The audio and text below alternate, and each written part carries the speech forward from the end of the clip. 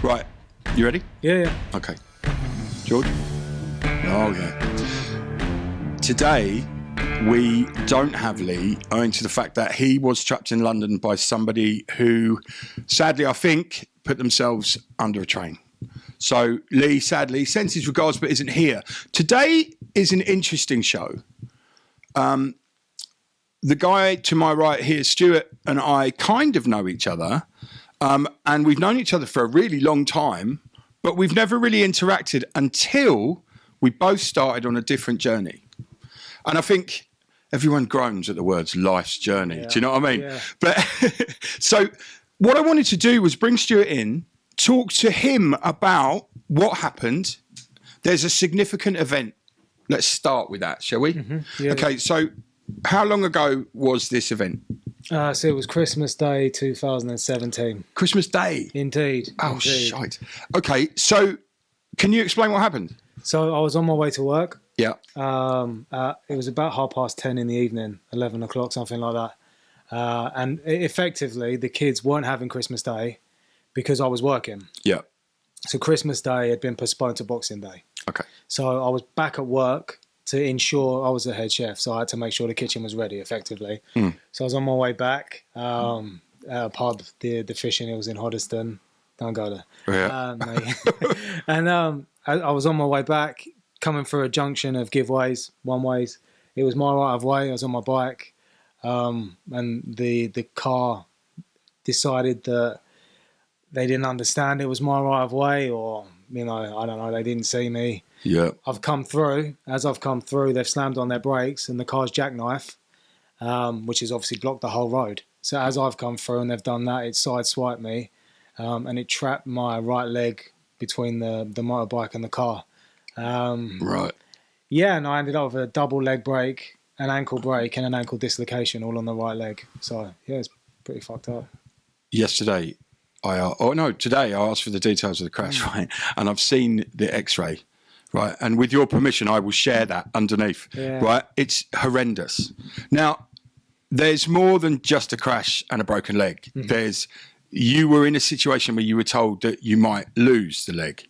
Yeah, effectively, yeah. It was, I think that the issue was, they said when they looked at the X-ray, like the trauma X-ray after the accident, they asked if they could explain it to me in layman's terms. Yeah. I'm fairly easygoing. It's like, yeah, no stress. And they said it's like a hand grenade that's gone off in your ankle. Right. I was like, if I was unsure if it was bad, like I'm... No, I know. Yeah. Yeah. And it was a case of, we can fix it, we can put it back together how it should kind of look like, but we don't know what the connotations of that are going to be until we progress on. Yeah. So, yeah, the amputation was discussed, but they wanted to see how it progressed effectively before we went down that route. Okay. So immediately after the crash, you're in hospital, you're in pieces, you're probably full of narcotics that mean you can't think straight. Mm-hmm. Do you remember how you felt? Yeah, I was gutted. And I don't know if we're going to touch on this just yet, but when I had lots and lots and lots and lots of CBT, so cognitive behavioural therapy. Yeah. Lots. And they always wanted to talk about the accident itself. Yeah. And if I had any trauma or PTSD related to the accident. And I had none. And I knew that from the get-go. The issue that I had was the kids. That for me, that was the most difficult thing, because they lost their Christmas Day. And obviously I knew that I wasn't going to be there for their Christmas Day and Boxing Day. I didn't know how long I was going to be in hospital for. Yep. And that is, and I like goosebumps now, that is, and that will always be the most traumatic side of the accident, for sure. Do you know, I've seen you with your kids, right? And I've seen you with your wife, and right, without being anything other than honest, it's a beautiful thing. Your kids look at you with those eyes now, but you were removed from your kids for a while. Yeah, for a very long time. Yeah. Why? Right. So, if you don't mind, why were you separated, and what happened? How long was it? So, effectively, they wouldn't discharge me from hospital unless I had somebody at home. Right. She was working, so it just wasn't viable for me to be there, because life has a way of kicking you in the arse. My mum and dad had moved from Harlow which was literally 5 minutes around the corner from where the kids lived, to Clacton, which isn't quite 5 minutes. No. Literally, 2 months before, a month and a half before.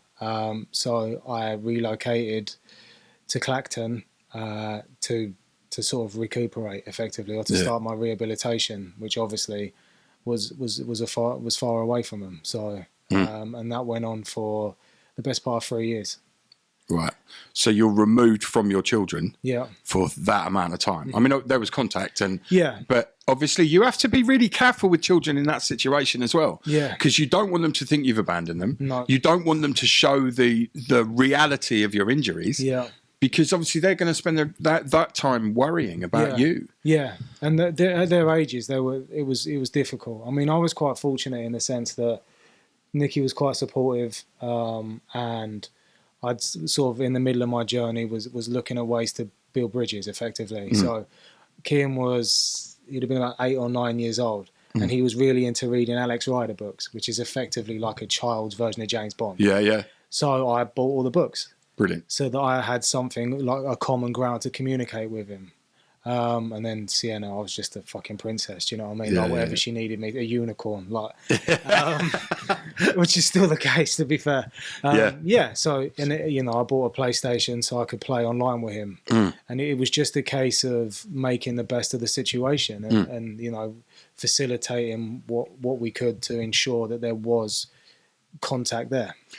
Was there a time where you were living in negativity? Where you lived? Fuck me. Was there any? Yeah. Because I mean, if you're not a parent, right, you don't quite get the deal with being separated from your kids. Separated from your wife is one thing, especially when there's a thing, because you know that they're an adult, they can process that. Yeah. Right, but your kids, they don't understand why daddy's not at home. They don't understand. I go away for. Like, if I went away for work for a couple of days, Samuel's like, when are you coming back? What are you doing? Where are you going? Why are you doing that? You're leaving me behind. And, it's fucking heartbreaking, but both sides. Yeah, 100%. Yeah, and, I think in retrospect as well, like, the relationships took a long time to build. A long time. Kian was a lot more amenable. Like, he just was. I don't know if it's because he's a boy or what, but, I think because by the time I was back, there was so much common ground, it made the separation more manageable. Yep. Whereas with Sienna, like even now, there are times that subconsciously you can see that there is a little bit of detachment there because of the separation. Yep. I'd be lying if I said it didn't bother me. But on the flip side of it, like she knows that I love her. She knows that that's not going to happen again. And, we build every day. So, yeah. I've just seen, like I say, I feel like we're friends simply because we check in. It's really odd. Yeah. And I'll be honest with you, I don't do this with anyone else apart from my brother, right? Who is up north. He runs a big addiction project. He's a substance misuse manager. Okay. So he's up there running the world. And he's nuts. And he and I were fucking evil little buggers. Do you remember, what's it called? There was a place and it had 2 black and white. The Square. Yeah, no, not the Square, the Jumping Jacks. Yeah. Well, me and him took that place hostage one weekend. Yeah. And all of that. That's who we were. Yeah. And it was hilarious to think now, I mean, fucking hell. So 15 years abstinent clean for me. And in that time, as everyone on this camera knows, I've gone through this weird journey, right? Which means that I've gone from being selfish and addiction driven to wanting education, wanting to sort everything out, wanting to go on a journey of positivity. But you know that I will always reach for negative first. Yeah. And a lot of the times it's been you who's turned around and gone, mate, what are you doing? Yeah. And you said to me once, I said something, I'll try and enjoy my holiday. That was it. Yeah. And you said, no, I'm not having that. Yeah. And I went, what? And then you went, no, you will enjoy. This is great. So you have gone from this amazing amount of trauma, negativity, a dark place, to now someone who looks at things completely differently. So you're recuperating. Yeah. You're in separation. How do you come through that? How did you cope? Well, I didn't initially. I didn't. In January 2019, I had written notes to my children individually. and I had climbed up onto a bridge that was a train track. Okay. Yeah, so that was. I didn't know that. So you'd made a plan. Yeah. I mean, I was there. Can I ask? Right, once so you wrote notes to your kids, right? Presumably to your wife as well, and all the people around you. You'd made provision. Yeah. Did you get a sense of peace in that moment? Yeah, I did. Yeah, I mean, I was very fortunate in the sense that we were fairly breadline growing up, so we didn't have much. No. So what we did have, we made the most of them. Yeah. We used to climb trees. It was what we did as kids. So when I knew the bridge that I wanted to get on, because I didn't want to go to a train track, I didn't want to go to a train station. I wanted to go somewhere that I was on my own. Yep. And that was how I wanted to do it. Okay. So I'd earmarked the bridge that I was gonna, and you get older, right? And you don't really realise that you've got older until you try and do something that you were able to do 20 years previous. Yeah, for sure. And this bridge was like fucking 10 feet, like in the real world. And I'm 2'4", so that's 4 times my height. But right. And I was crying, like climbing up this bridge. But the irony of the situation that 20 years before that, I'd have been able to climb up it in 10 seconds. Yeah. It took me 20 minutes. So Right. the very thing that I used to be able to do and the reason that I'd picked here nearly saved my life, effectively. Yeah. So it literally was the moment of clarity. So when I actually managed to clamber up there, I was laughing and crying like I was mad because the irony was just huge for me. And in all honesty, I think that's what turned it around for me, was just the stupidity of it. Yeah. Because it was late at night, so I wanted to do it on my own. I didn't want people to stop me. I didn't want any of that bullshit. Yeah. I think it's about 10:30 at night. And then when I was up there, I sort of gave myself 10 minutes because before I wanted to, end it, or before I wanted to make a phone call, I wanted to make peace with the decision that I was taking. Yeah. And I decided that if I was ending it, I wasn't ringing anybody. Okay. But if I wasn't, then I wanted to talk to somebody and explain where I was, because for me, it was joyous that I wasn't going to do that. Yeah. So it wasn't something to shy away from. It was. That's interesting though. So you found joy in the fact you decided not to. Yeah.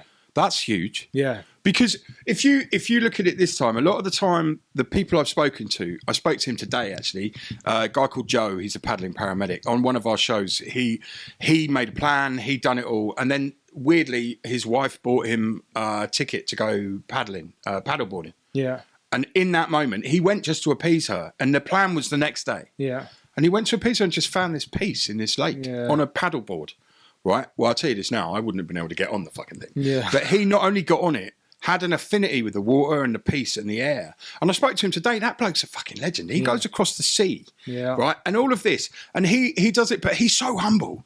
But in the moment, he realised, right, that his plan had moved aside. There was no realisation in the moment. It was life took over. Yeah. With you, there was a realisation in that moment. And you saw the comedy in it because in a kind of manic way. Yeah, for sure. Because you'd understood that this wasn't for you after all. Yeah. But a lot of people don't get that moment of clarity. Yeah, for sure. Which is why they do what they do. Yeah, 100%. I think I've learned, and I think I learned on when I was on the bridge, the only thing definitive in life is death. Circumstances aren't definitive. No. They're not. Happiness isn't definitive in the same way depression isn't definitive. Yep. It's what you do and how you move forward. Happiness, I've always said happiness is transient. You might be happy in a single moment. Yeah. But that single moment will never occur again in the same way. So you'll never be that happy in that same time. But saying that, we did a whole show on the transit of happiness, but what's interesting to me though is that moment of clarity, that moment where your brain goes, nope, this isn't for me. And you'd made a decision, I don't want people around to stop me or to inconvenience them. Yeah, for sure. Because 100%. it's personal and you don't want to fuck up somebody else's day. No, 100%. I get that from you as well. Do you know what I mean? Also, you are the single most honest person, right, for your output. By that, I mean your journey, your positivity. So there's no black and white. There's no grey. It's black and white. So if you think I'm talking bollocks, you go, Jim, no, look.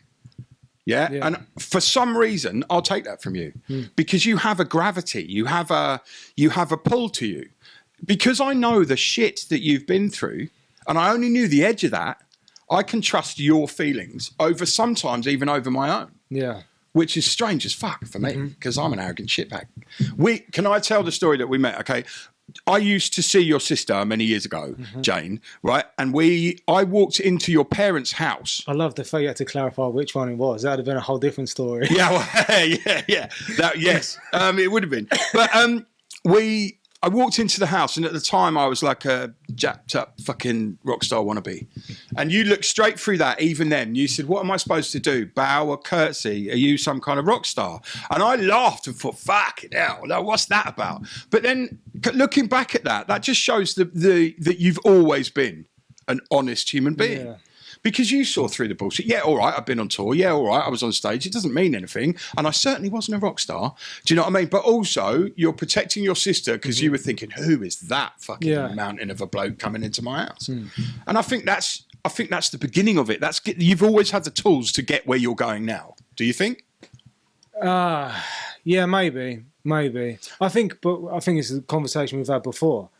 Having the tools and I don't know, use them are two different things. That's the key. And, you know, the situation I went through in that January made me understand what I had and how to begin to use them. Yeah. So. Because I think sometimes the hardest thing is being honest with yourself. Yeah, for sure. Because you had to be brutally honest. You say, okay, there might be a chance where I wouldn't be able to walk as I have done before. I might have to change what I do for a living. Yeah. Oh, that's got to be hard. You were a chef for 20 years, did you say? Yeah. I think like my life, my personal life started in January 2019. That's when it started. So you drew a line. Yeah. Right. And it's not dismissive of what had gone before. But from that day forward, I understood that I didn't live an unhappy life. I didn't live an unfulfilled life, but this is where I'm meant to be. This is what I'm meant to be doing. Right. And that you know, the accident, or he said that the situation with the train tracks was the catalyst for that. You know, and I think what you were saying about the transient of happiness, and you never have that moment again. Like, people will hear that and they see that as a negative. For me, that's the most positive thing ever, to know that you'll never have that moment again. So why would you not enjoy that, right? Yeah. You should enjoy knowing that you'll never get that again. Being in the moment. Just in the moment, loving life. And that's how I live life, man. I think that's the single most important point so far about anything we've said about anything. You get to a point. Right, you're lucky enough. We are both lucky enough to have had a moment of clarity that has changed everything. Yeah. So for me, it was kidney disease caused by drug addiction. So the whole death thing, and I was told that's the end. So you've got to make peace. So on that day, I made peace with myself. Yeah. And had that moment. But also, and I've told this story 100 times, my dad had to come into the hospital to watch me getting dressed when he thought he was coming to say goodbye. Wow. Right. So and I had to say to my dad, okay, you've flown from France. I'm really sorry, but I'm not dying. Yeah. And I apologised for not dying. And he looked at me like I just punched him in the face. He went, what do you mean? This is amazing. And he said, I suppose I'd best buy you lunch. That's all that was said. So we got out and we did. But I think that day was the day that everything changed, because I stopped injecting heroin. I stopped injecting cocaine to try and get up and down to get high, which wasn't happening anymore. Yeah. And also stopped taking narcotics. I didn't stop drinking because I didn't feel I had to, but I was completely absent of all things for 2 years. Wow. So I haven't taken another single, I've not had a line of coke. I've not done any narcotics in 15 years. People talk about triggers. Yeah. Right. And in the business I'm in now, so the recovery worker side of things, everyone said, you're just going to get triggered. You're going to do it. Do you know what I see? I see people who are lost, and I could have been that. Yeah, you see the reason that you stopped, right? Yeah. Yeah. And that reason, that clarity, that's not a fucking trigger. That's beautiful. Yeah, 100%. And, you know, and well, I'm jumping ahead, but I've got to get to it. Yeah. So you've gone through everything, but you then bought this house to heal your family, to put you back together. Yeah. And it had to be your vision and your wife's vision, your kids, what they needed, right? And I was lucky enough to be a little tiny part of that, right? Yeah. And I don't get emotional about things, but when I dropped that table off, I made, right, clarity's sake. Yeah. You came to me, I make furniture, I made this, but his table, he You wanted... don't just make furniture. You're underselling it. Well, okay, but I'm trying to be humble. You make moments. Well, fuck it. Yeah, but Stuart came to me and said, look, we're moving, we're doing this, but we're rebuilding everything and I want this. And you were very specific, but without telling me what to do. Mm-hmm. And I said, okay, but so we need an oak top. And you were like, yep. And I said, so leg-wise, cross-shape, blah, blah. And we had the conversation. Yeah. And then I suddenly realised the gravity of this situation, right? And I really did, but I didn't talk to you about it. And I just thought, oh, shit, I'm making a focal piece of this new house. And this is where people break bread together. Yeah. Without being religious or any of that. But this is where people eat, sit down and sort out all of their shit. Mm-hmm. So your kids will have a place where they can be talking to you on an equal footing. Mm-hmm. Yeah, for sure. And then when I delivered it, and then we had to take the top off and we had to get it in the right house. And I'm looking at this house going, this is going to be fucking amazing. Right. And then I put it in there and Alex Hippie was with me, helping me. And I bolted it together and he said, are you all right? You're really quiet. And I said, I'm really not. I'm in a good way. Yeah. I'm completely overwhelmed by this moment. And then you didn't want to see it till it was in and it was done. And then you came, and right, a little background about me and delivering furniture. Yeah. Usually I puke somewhere along the line because I'm so anxious that these people won't like it and what we're doing. And I was worried about the gaps, but then I knew you wanted the rustic side of things and all of that. Sure. So we put it in and basically your reaction was, oh, fuck, that's perfect kind of thing. And it's like, that's what I had in my head. Yeah. And I'm thinking, fuck, that's amazing. And then I thought, do you know what? I don't give a shit what my reaction is. Your reaction is everything. Yeah. But then your children came in the room and then that overstood everything else. Yeah. Because your wife, bless her, Nikki, we've known each other. I've known Nikki for a long time. Yeah. But she and I, like yourself, we never interacted, but it kind of, there was never any, with her, you'd see and talk to her and she'd be like, hello, Jim, all right? Yeah. And there's no past, there's no future, there's that. Yeah. And that was amazing. But in that moment, I felt part of your family just for a little bit. And not just for a little bit. Well, it was awesome. And I've made a lot of furniture, right? A lot of it. And a lot of it's meant a lot, like Lee and Nikki, all of their stuff with that. But I've never got emotional about it. And I was going back and Alex was going, what has happened? And I said, mate, you don't get it. Yeah. I've just delivered a piece of my furniture into their house, which is going to be this focal point. Mm-hmm. And I know I'm making a big thing about it, but it meant so much to me to do it. Mm-hmm. And what was amazing is I posted the table, right, on my, whatever it was, Instagram. And everyone was like, liking it. And then your wife came on and said, this is amazing, you're welcome anytime. Because I'd said, right, well, I want to come round now. But I haven't. Which you still haven't. No, I haven't, because I'm shit. But it's, that whole thing shows what that house meant to you. Whether it was it conscious? Did you realise that it was about rebuilding, the new thing? This is our family home. Yeah, it was a huge. I think I don't know if we're going to discuss monetary, but I was, because the accident wasn't my fault. There was compensation, which enabled us to purchase the house. So I think, as you might have mentioned, I'm fairly positive anyway. But it never goes unnoticed, and it never goes unmentioned that had the accident not happened, that house wouldn't be possible. No. So there's gratefulness for that, and the kids know that, and the kids understand that. They don't necessarily understand the gravity of but they've gone from a 2-bed flat, from sharing a room to having their own rooms. And having so much space for themselves. So they're grateful for it. They are. And when Nikki showed me round, and Sienna was there, and I said, so where's your room? And she dragged me literally. And I don't think I'd never met these children before, but they knew who I was. And she dragged me in and goes, look, I've got my own room. And I thought, oh, well, God, that's amazing. And everything was coming together. And I still haven't seen it finished, and I will do that. But the key to it was the family unit. And you can feel it. You can feel that family unit. And you and her banter and all the things, that there's a comedic element to your lives where you see the funny side of some pretty hefty things. So, okay, you've come out, you're in recovery, you've put yourself back together enough to start integrating again. How do you build that bridge?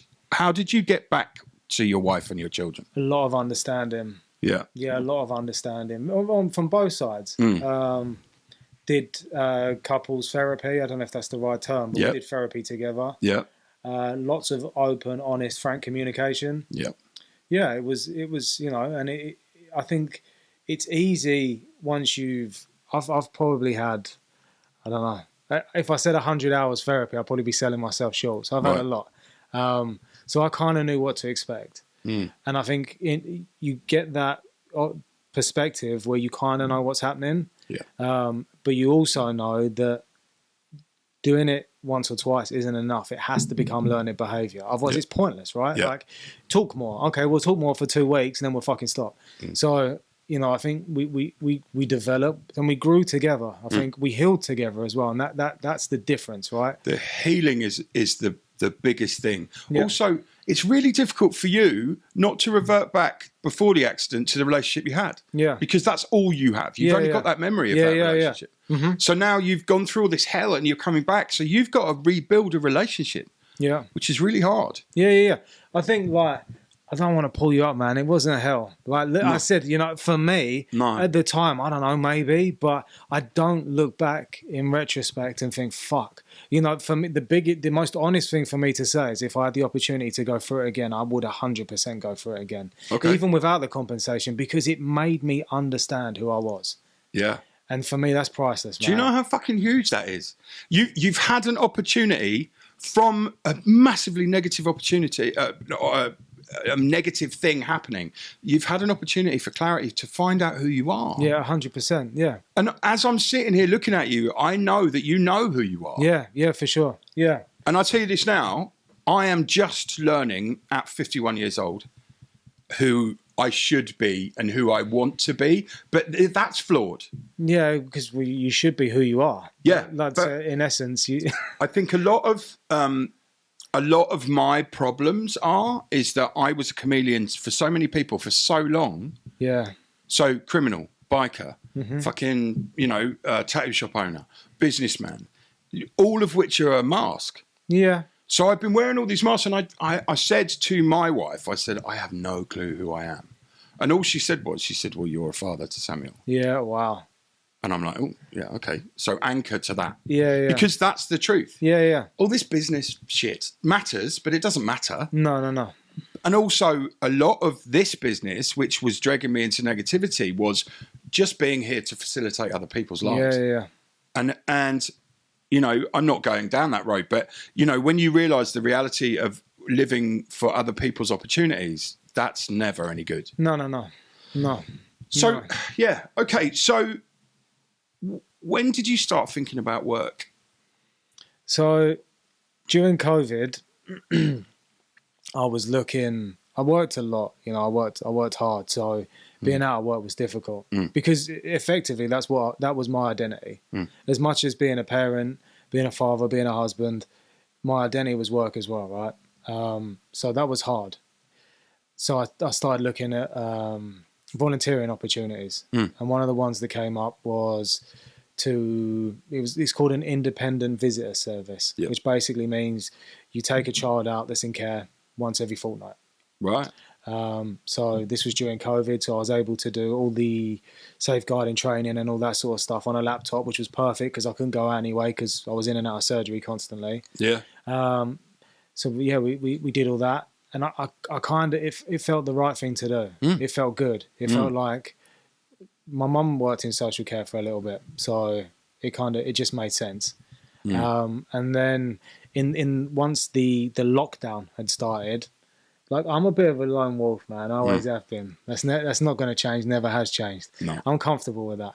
And I was like, it's weird, right? Like where you can't go and see people. It's weird that you can't go and do things and spend time with people. And like I wouldn't say I got lonely, but it was the closest I've ever got to getting lonely. So then I was like, some people live like this. Like even out of COVID, even out of lockdown, some people live like this. So then I looked at more volunteering, and I started volunteering for a place called Age Well East, which is basically, initially it started for elderly people who didn't have any family or were just bereaved or, shut off from the world. Yeah. So I started doing that, and I've been doing that for about 3 years now.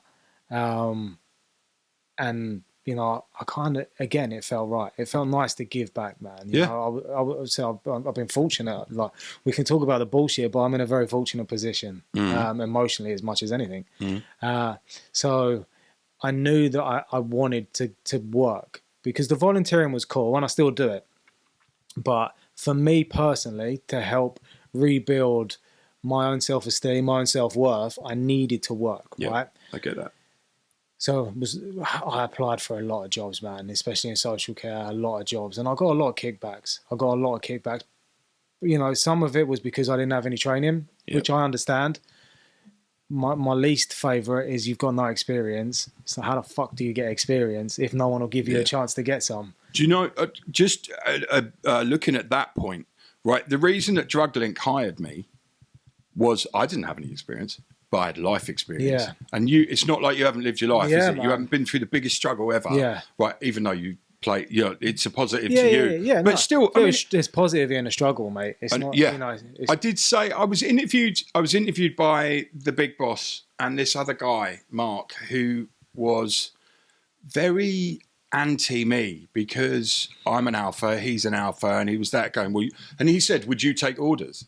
And I said, depends what thing. I'm not here for conflict. I'm here to do the job. And I didn't really realise why he was asking that. And then I just thought, oh, hold on a minute. You don't think you can work with me because I'll argue with you. Yeah. And I just thought, and I sat and I smiled. And the boss, I can't say her name because I work for her now. The boss said, okay, did you realise what was happening then? Because Mark went for a drink of water. And I said I did. And I understand completely. And she said, right, that's a real positive. And it turns out this guy now no longer does the job he did. Yeah. And I'm now doing the job. Well. And, you know, but there were months in between that where, you know, everyone's got an agenda. Yeah. But I've learned that my agenda needs to be present. I need to be present and I need to look at my clients and see what they're doing, see what they need, and then act on that. Yeah. My initial response was not, I need to do this job because I need to change the world. No. I need to save it. I just need to do good. Yeah, 100%. And a lot of people scoff at that. Right? Don't they? Do you know of course they do. A lot of people, oh, you just want to do good because it's for you. And it's like, it's really not for me. Yeah. But now I've taken so much from life. Yeah. Right? Be it as I don't know, an addict, a dealer, whatever the fuck. Now I'm in a position where I can legitimately say, you know what? This makes me happy. Yeah, but what I don't understand the association with that being a problem. What's the problem if it's for you? You're helping other people. If you're getting a little bit out of it as well, what's the problem with that? No, there is no problem. These people go socially to work. prescribed, but these people go to work, right? And they don't go to work for free. They go to earn a coin. So they're doing it for the money, right? So they're doing it for themselves. Yeah. Because they need that money to facilitate the kind of life they want to live. So by working, you're doing it for yourself, right? Everybody does that. Yeah. So what you should be frowned upon because you're doing good alongside it. Come on, that's fucked up. It is, and that's wrong. That's such a wrong perspective. But am I wrong that a lot of human beings have that? No, 100%. Of course they do. There's a selfish gene in everyone. Yeah. Because you have to. It's look self-preservation. After yourself. You have exactly that. Yeah. And if you don't have that self-preservation gene, you're not going to get anywhere. You're not going to get there. But you know, people see me as someone who's always gone forward, achieved things, done that. This is the first time that I've done that for myself. Yeah. And I felt that I needed to apologise for that. Yeah. And now, now I don't. You know, I just think, oh, fuck it, this is what I'm doing. Yeah. Because today I got my charity number for coffee and coping. Which I'm still, that happened this morning and I'm still a bit like, what? Because, you know, we've done all that. Now, what is it you do for a living now? Right. So at the minute, I am a youth health and wellbeing support worker. Right. Which effectively means they get, Polaris is the company that I work for, and they get a lot of referrals from CAMS. Yeah. Which is basically for children, young people and young adults that are going through difficult times, effectively. And we are given a certain number of cases. I believe I'm going to get 8. Okay. We can either do it over the internet. I'm fucking useless with computers. What do you call it, like Teams or whatever? Yeah, Teams or Zoom or whatever. Or and we basically just discuss. I say we, like I'll be discussing with them, you know, what problems they feel, what struggles they're having, and you know, we discuss how we're gonna attempt to change that for them. Cool. Yeah, the most important thing for me, I was very fortunate that I had a couple of interviews with Polaris, and everything that had held me back in previous interviews was what they loved, was the life experience, right? I was very fortunate that they saw that, you know, and it's given me the opportunity to help. And, you know, like I was speaking off camera, like I've got my first 4 are coming tonight. That's so awesome. And I just can't wait, man. Like I just can't, because I've been fortunate enough to shadow a couple of the other workers, and read some of the things that these kids go through. And you know, you wouldn't want anyone to go through that, but it feels, maybe wrongly, but it feels a little bit more poignant that it's kids, man. Yeah. These are kids, you know. They've got, instead of, you know, adults who, you know, haven't got it all, they've also, a lot of the decision making was them. These kids have had decisions made that 100%. Should never have been made. So, you know, I said, for me, the most important part of it, which is one of the reasons I love doing the volunteering at Essex Befrienders, they are now, was it was about empowerment. Yeah. You know, and I love that. Do you know what? Right. So empowerment is key, because what you're doing, you're not doing things for them. No. You're empowering them, giving them the tools to do it themselves. Yeah, and that is key to my charity, working with Walking with the Wounded. Their first big word was empowerment. Yeah. And as soon as I heard that, I thought, okay, great. So veterans, they're not just, it's not done for you, mate. No. You've got to do it, but I will help you. Yeah. And with the addicts that I work with at Juggling and recover as a recovery worker, I don't do anything for them. Unless they specifically ask me. Yeah. So if they've got a doctor's appointment, right, I will drive them to the doctors. Yeah. But I will not go and sit in there for them, make that decision. Yeah. If they ask me to go in with them, then we have a conversation about the dynamics of that. Yeah. And, you know, all of that. And the interesting thing is, these addicts who people write off as, you know, oh, well, they're addicts, they're blah, blah, blah. And it's like, some of these people are some of the cleverest people I've ever met. Yeah. Just on a street level, the natural ability to survive is so huge. Yeah. And also, you know, I laugh sometimes. It's like, mate, some of you people have got it sewn up. You know exactly what you're doing every minute of the day. And they know how to play a system. Yeah. But that doesn't diminish the fact that they need to they need a place to live 100%. and they need to be looked after. Yeah. I'll tell you this as well. I mean, you probably know this. Your mum used to check in with me, bless her, quite often. Yeah. And I have no idea why, but we got on. Yeah. And she would say, you know what? She said to me, sat in her old house in Harlow many years ago. She said, the way you think, you should come work with us. And I never forgot that. Yeah. And I'm not just saying that because you're here. And, you know, there are people who can attest that. But when you have people like her who are struggling for others and it shows you the light, that's the thing. That's where you come from, man. I don't think this has happened by mistake. No, 100%. Yeah, and, you know, like I said, we lost Mum, so, but I know she loved today. That's why when you mentioned it, like, it's like, it's a no-brainer. I didn't think about it until I thought, hold on a minute, we're doing the same thing. We're moving forward, and you're helping me. And I will say this on camera: your positivity and us checking in, and I've done it to you, you've done it to me, but that really helped me in the moment on a couple of occasions. I have, you know, and I'm not used to doing that. I don't, you know, but also it helps, I think, because we don't know all about each other. I think so, yeah, for sure. Because we've had that huge space of 15 years. Yeah, quite easily. Yeah, it could be more. With even talking about it, could be more. And I think it's refreshing. Not even that you know, we're both on the same journey or anything, but we can probably relate a little bit to the fact that, you know, for a fact that I reach for negativity in all things. Yeah. Even though if I see it positive, I'm still going. But now, when you said about going up and doing your first day of training, I was genuinely happy for you. I was like, oh, that's awesome. He's going to do this. He's going to do that. And then today as well, you get your first clients today. Yeah, man. Yeah. Do you have a plan in your head to protect yourself and them? Do you understand what you'll need? Not fully, I don't think. So one of the, you know, ownership was huge for me. and understanding who I am, right? And I don't think you ever stop, which I think is important. You know, like I don't feel like I ever fully understand who I am. But one of the questions that they said to me in the interview was, is there, if we give you a job, which I thought was really good, to be fair to them, is there something we can look out for that will be, you know, you subconsciously saying you're struggling? Yeah. That's huge. Yeah, I thought so. It was very cool. Yeah. And I'd never noticed, right? Mum knows best, but I'd never noticed. And after the accident, relocated, and then because they fucked up, or their driver fucked up, the insurance company sent people out to my mum and dad's to check on me. I don't know. And they were asking questions. And one of the questions was like, how are you in yourself?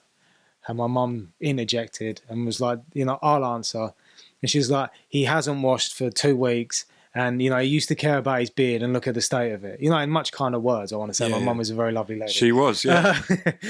And from that day forward, I knew that if I was struggling, that's what I did, right? So I'd be like, fuck, I haven't done anything with my beard for like 2 days. I'm going through a bit of shit time. Yeah. But I'm sure you'll attest to the fact that you never get on your case. That's one of the most important things. So be kind to yourself. I know it sounds like bullshit, but you have to be. You have to be. So I'm like, when I notice that, I'm not like, fuck it, go and have a shower. I'm like, no, it's cool. If you don't want to shower today or tomorrow, it's fine. Just you know where you are. Yeah, just let go of the fact, because, you know, for me, undefeated against my most difficult days. So I don't worry anymore. All right, if I don't put beard oil on for 5 days, I'm all right, man. I'll get past that. That's cool. So I said that in the interview. She's like, simple as that. I was like, yeah, 100%. That'll be the first thing you notice. I've let myself go. Yeah, I've just let myself go a little bit. Yeah, like, so... God, that's such an astute question to ask, isn't it? And that was before they'd even offered me a position. That was just a generic... Well, it wasn't a generic question. Well, do you know why? So if you were that self-aware, to be able to answer that. Yeah. Because how many people who go for that job who haven't had that training would be able to answer that? Yeah. Well, you see, I won't struggle. That's what they're listening for and go, nope. Yeah. So, I mean, I think when we have to have supervision, do you? Yeah. Right. So we have to have supervision once a month as a group. Yeah. But then also halfway through the other month, you have an individual. Singular, yeah. And I was in the group one the other day, and everyone's like, yeah, no, this bloke's an asshole. This is crap. You don't do anything. We don't do that. And I'm sitting there going, what are you doing? And the guy said, Jim, why aren't you saying anything? And I said, I don't have anything to say. I genuinely don't. No. And he said, are you just not saying what you think? I said, I genuinely don't have anything like this to say. I said, I'm not here for politics. I'm here to do my job. Yeah. And I said, there are sometimes I struggle with myself, but I don't struggle with the clients at this point. Yeah. And he just said, so you struggle with yourself? And I said, yeah, but that's part of it. Yeah. And I just couldn't understand why these people were just shitting on themselves. Yeah.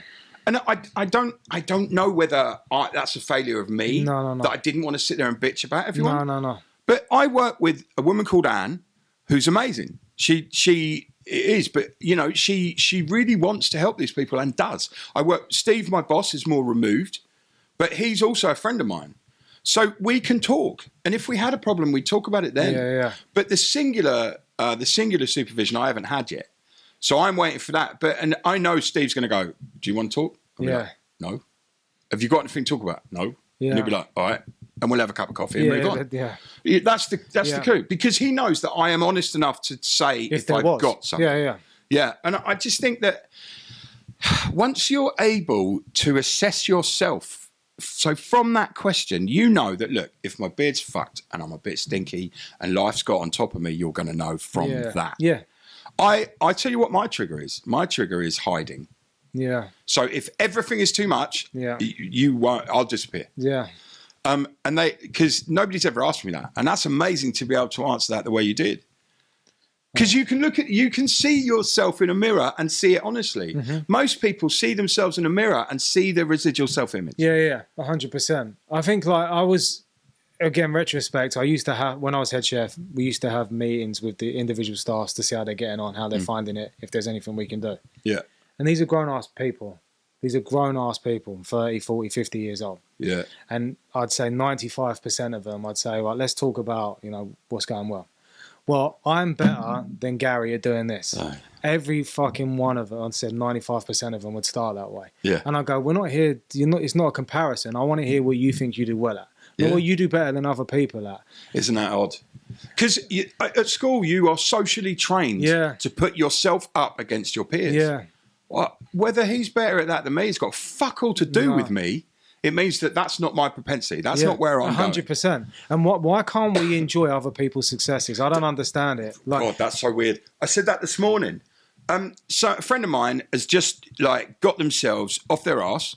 Right? They were down, they were done. They've just got a really good job. Yeah. And they deserve it all the way through. One of their friends said, I suppose you'll think you're cleverer than the rest of us now. And on the group chat, I just said, and I'm sorry to use this word, but you are a cunt. Oh, unbelievable. And I just said that. I said, mate, look at how far he's come. And then they said to me, oh, well, you would see that. You've got a charity. And I thought, I can't win. Yeah. So I just said, I'm going now.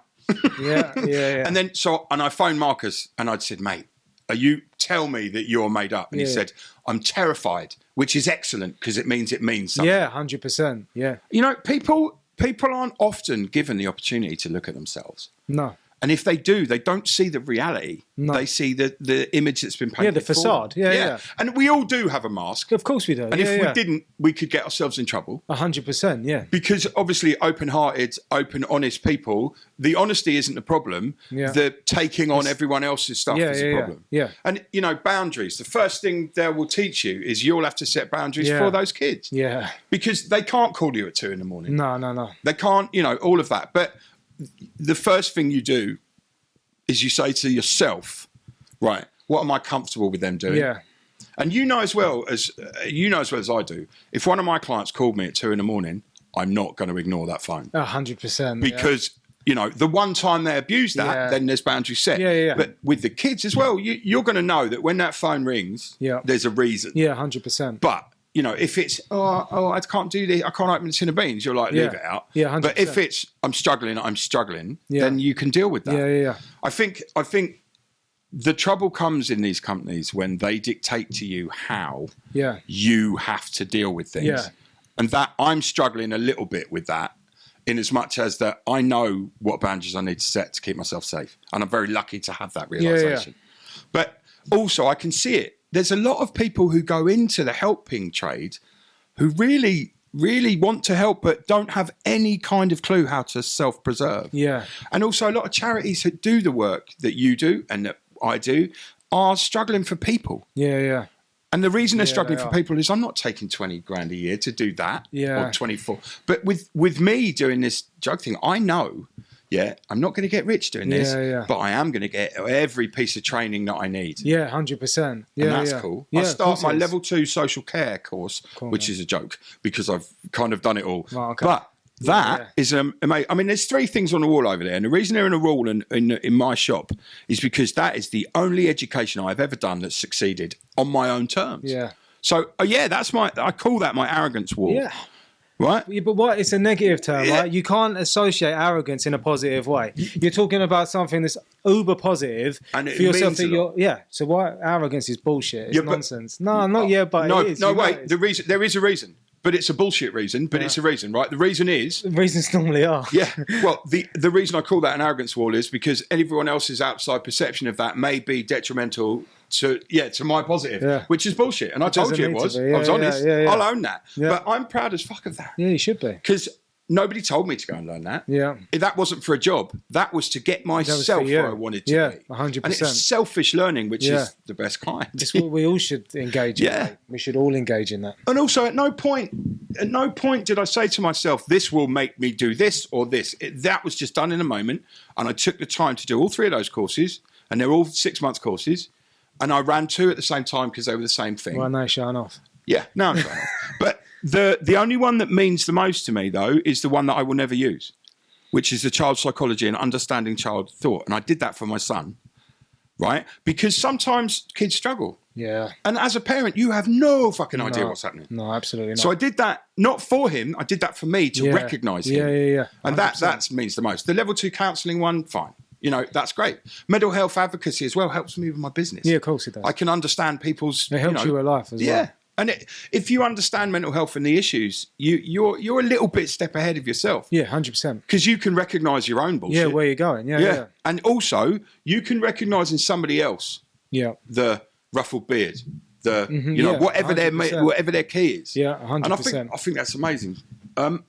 I think we've believe it or not, we've just spoken for 50 minutes. Okay. There's a lot more to say, right? Yeah, always. Okay. So what we're going to do is in 3 months when you're in and you're with your clients when you come back, Yeah. and then we can both check in because we'll both be in a Yeah, situation. of course. Yeah, all good for that. Okay.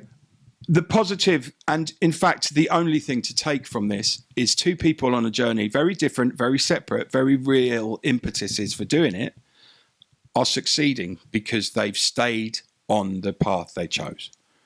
The path may wiggle about, Yeah.